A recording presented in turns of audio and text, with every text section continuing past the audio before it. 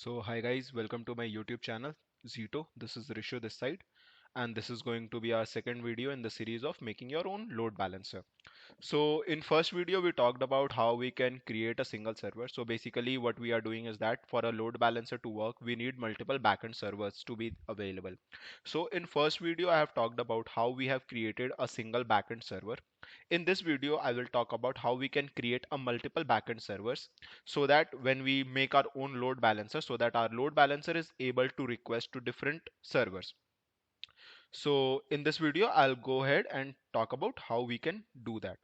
So if you haven't watched my first video of how we are going to create a single backend server, I would highly suggest that you go and watch that because it covers core concepts, how we are creating responses for a system, how we are going ahead and creating connections for a system, how we are building sockets around a server, and how connections are made. So if you want to learn all these things, I have discussed everything in detail in the first video. In the second video, I'll touch upon how we can go ahead and simply multiply that one server into different multiple servers so that our load balancer is able so that we are able to build our load balancer and use those servers. Run a basic server. In this video, let's go ahead and code how we can create multiple backend server. So let's head back to our code editor and let's start coding. So yeah, so in the first video, I discussed that how we can create a single backend server. So this is the code that we were using to run a single backend server. So for starting a multiple backend server, a simple logic is that what comes to our mind is that we can go ahead and call this function two times, but on different ports. So let's go ahead and do that. So we are calling start backend server again, but on a port 8082. And let's try to run this program and see what happens. So when I run this program, so you see it has started a backend server that is listening to port 8081. But what we see is that we aren't getting our port started at 8082. So what is the main reason behind that is that our program runs on a single thread, and on a single thread when we are working, we have actually started a backend server that is 808 on 8081 port, but our program isn't getting time to start our second server.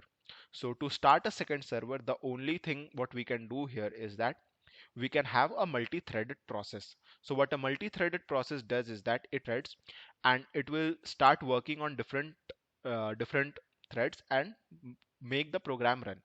So that is what we are going to do here.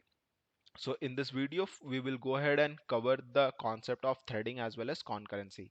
So in Python, there is a library called threading, which we can import, and we can actually go ahead and have threading and do the threading there.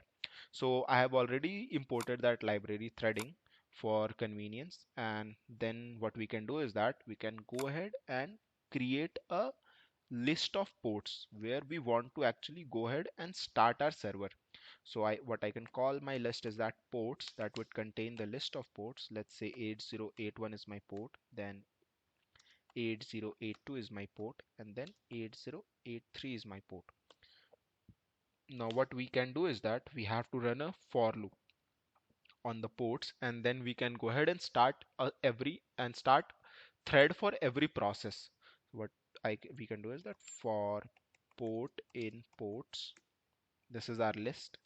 We can call thread object, and we can pass threading dot thread. This is how we start a thread in Python. So here what we can do is that we have to pass out, it takes two objects. So it takes target. So target is basically the name of the function that we are going to call on a multi-threaded basis. So this is the name of the function that we are going to call. So in the target we can pass that. So let's pass that, and then we have to pass in the arguments which the function takes. So arguments is basically an iterable. So let's pass in ports. Port is what this is going to take in, and this is an iterable. That's why I'm passing an extra comma here, because this accepts an iterable only. So our thread object has been created. Now what we can do is that we can go ahead and call thread dot start. This will start my threads, and then we are good to go. So this is the piece of code and let me kill this process, otherwise this port is actually getting consumed and we cannot start two ports on a single. Let me kill this process. So I'll go ahead and run this program. So yeah, so here it is. So our backend server is listening to port 8081, 8082 and 8083. So let's go to our browser and see that whether these ports are up and running or not. So here is our browser. Let me hit localhost 8081. So yeah, here we are. Hello from backend server, which Rishu created at port 8081. So when we go to the networks tab as well, inspect networks tab, and when we renew this page, we can see that localhost hello from backend server that Rishu created at port 8081. The same thing we can do for localhost 8082 as well as localhost 8083. So for 8082, here we have in the networks tab, if you go, so see, here we have status OK, and this was created at port 8082. Now what we can do is that we can go ahead and see for localhost 8083, since we created, okay, this server is also up and running, and we can see in the inspect elements in the networks tab, what we can see is that okay, localhost 8083 is also up and running. So yeah, this was the motto of this video of creating multiple backend servers. So yeah, that's it for today.